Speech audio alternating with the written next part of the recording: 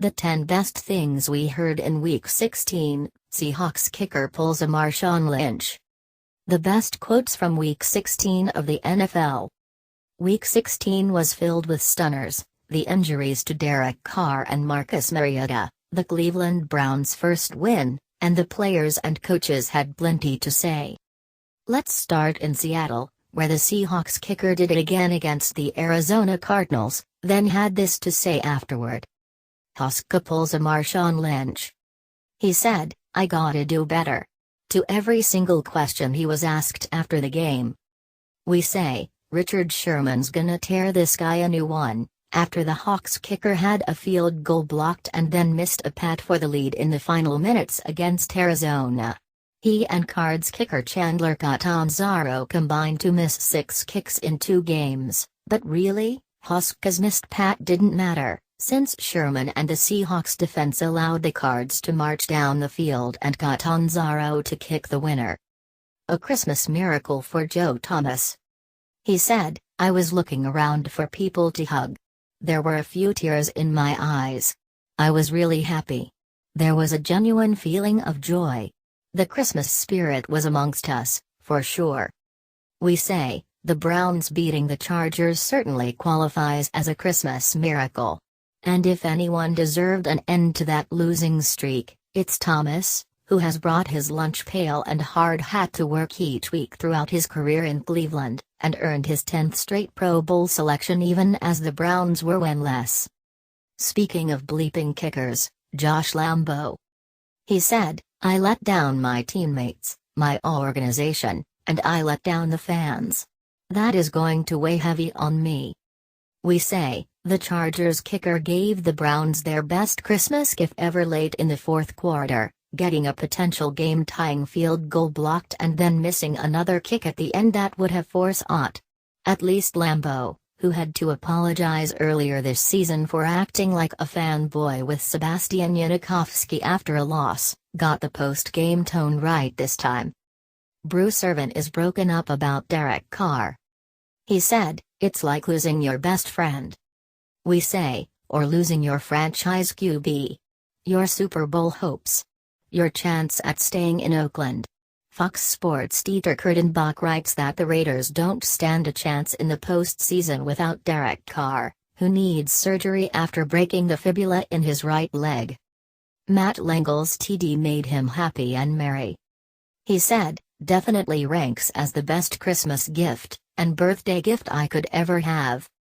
We say, no kidding. The undrafted tight end, signed by the Pats after Gronk was shelved, caught his first career TD, and became the 64th player Tom Brady has thrown one to.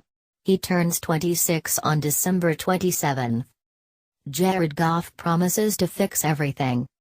He said, "To all the fans, and everybody who came out today, we're appreciative and understand where we are. And we know they understand where we are. It's just hard. It's hard for all of them, it's hard for all of us. But I promise you guys it will get fixed. Everything in my heart and soul to get it all fixed." We say, well, that's a relief. We were a little concerned after you passed for just 90 yards and lost to a 113 49ers team that has beaten your team twice now and lost to everyone else. Darrelle Revis calls out Jets after 41-3 loss. He said, "Guys are not executing and they're not doing what they're supposed to do, which is, follow the game plan. That's been happening all year, though. It's just been a struggle for us. It is what it is at this point. We've got one more game left and hopefully we'll try to get a win and go into the offseason." We say, best of luck in retirement. Kirk Cousins blames his wife. He said, "My wife always packs my suit and I just grab the bag. I opened it up just now and saw this. It comes with pants and a matching tie. I thought that was overkill." We say, "You like that?"